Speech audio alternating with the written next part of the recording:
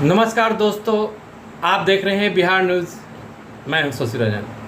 मैं आज बात करने जा रहा हूं रुपौली विधानसभा उपचुनाव को लेकर। जिस तरीके से जेडीयू में बीमा भारती रहते हुए जेडीयू को छोड़कर आरजेडी में गई और उसके बाद लोकसभा चुनाव में आरजेडी के कैंडिडेट के रूप में पूर्णिया लोकसभा चुनाव क्षेत्र से आरजेडी ने बीमा भारती को खड़ा किया और दूसरी ओर जेडीयू और पप्पू यादव निर्दलीय के रूप में चुनाव मैदान में लड़े। उसको लेकर आज रुपौली विधानसभा चुनाव क्षेत्र जो है खाली हुई और 10 जुलाई को रुपौली विधानसभा का चुनाव होने जा रहा है।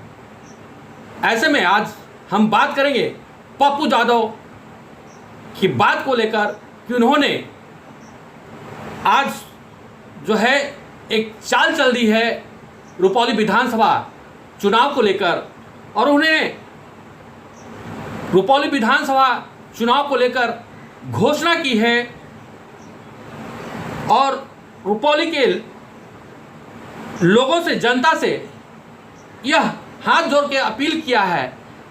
खासकर मुसलमानों की उन्होंने बात की है,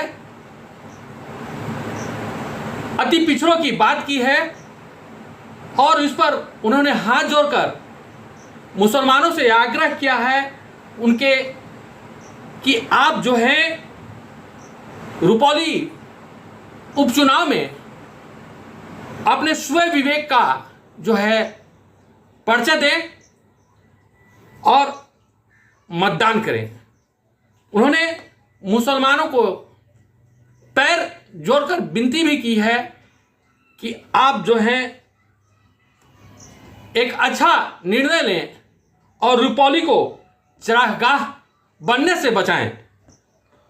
और खासकर जब से वह पूर्णिया लोकसभा चुनाव जीते हैं, यह स्पष्ट हो गया है कि पूर्णिया के मुसलमानों, पिछड़ों और अति पिछड़ों और खासकर यादव समुदाय के लोगों ने पप्पू यादव को विश्वास किया, पप्पू यादव पर विश्वास किया और पप्पू यादव को काफ़ी वोटों से विजय बनाकर लोकसभा भेजने का काम किया।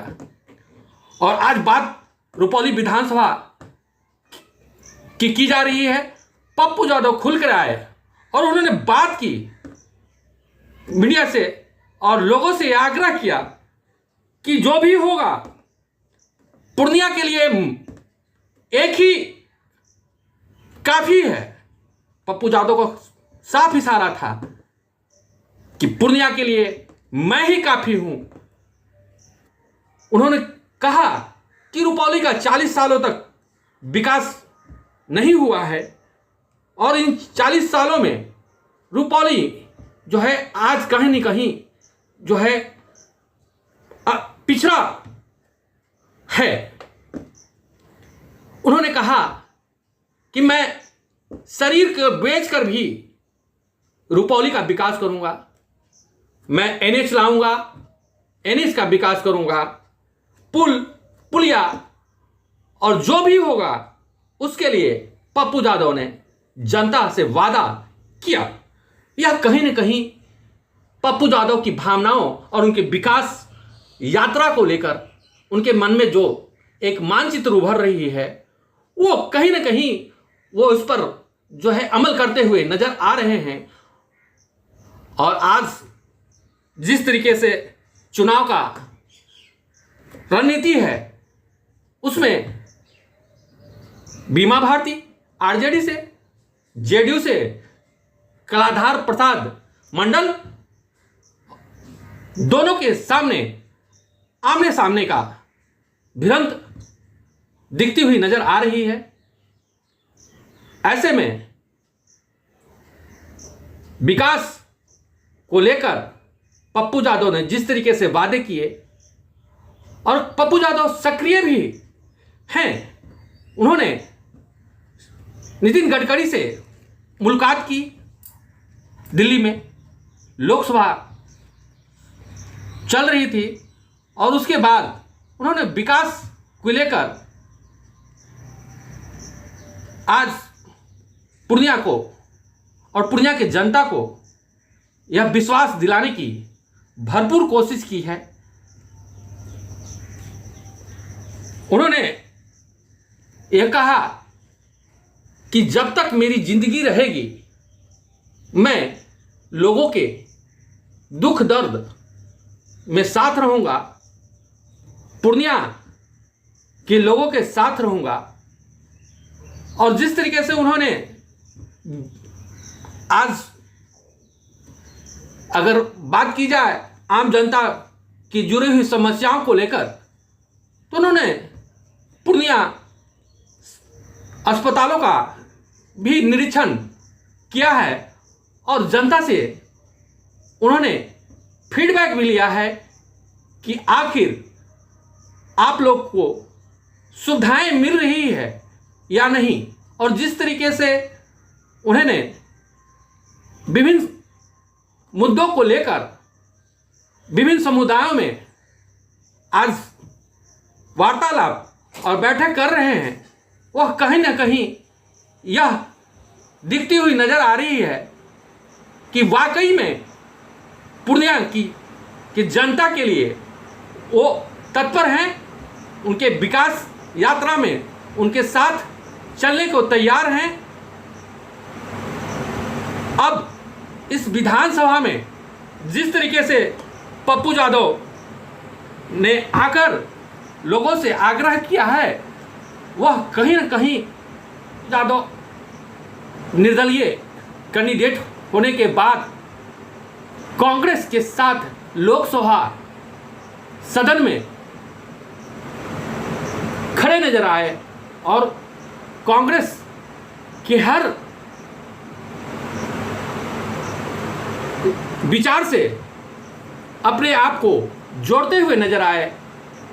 और आज जिस तरीके से महागठबंधन में रहकर आरजेडी और कांग्रेस बिहार में इसको साधने की कोशिश कर रही है, उसमें पप्पू यादव का यह दाव कहीं न कहीं रुपौली विधानसभा उपचुनाव में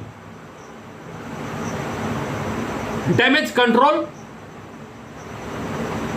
करती हुई नजर आ रही है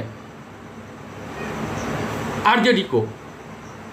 दूसरी ओर पहली बार जेडीयू ने कलाधर प्रसाद मंडल को सीट देकर यह साबित करने की कोशिश की है। इससे लगता है कि कहीं न कहीं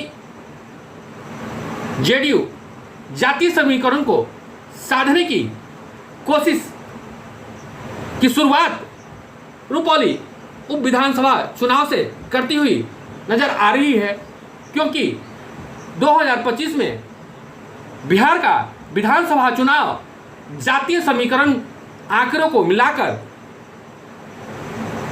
आगे बढ़ने की प्रत्येक दल कोशिश करती हुई दिख रही है। वहीं आरजेडी भी, लालू यादव ने भी यह घोषणा कर दिए हैं और तेजस्वी यादव ने भी अपने कार्यकर्ताओं नेताओं को अभी से ही सजग कर दिया है कि 2025 चुनाव से पहले ही चुनाव होने की संभावना है। ऐसे में प्रत्येक दल जो है कहीं न कहीं इस विधानसभा को लेकर 2025 की रणनीति को साधते हुए नजर आ रही है। और 2025 में अब यह देखना होगा कि बिहार की राजनीति किस ओर जाएगी, यह तो वक्त ही बताएगा। मैं कैमरा पर्सन समीम के साथ शशि रंजन, बिहार न्यूज़ के लिए पटना से।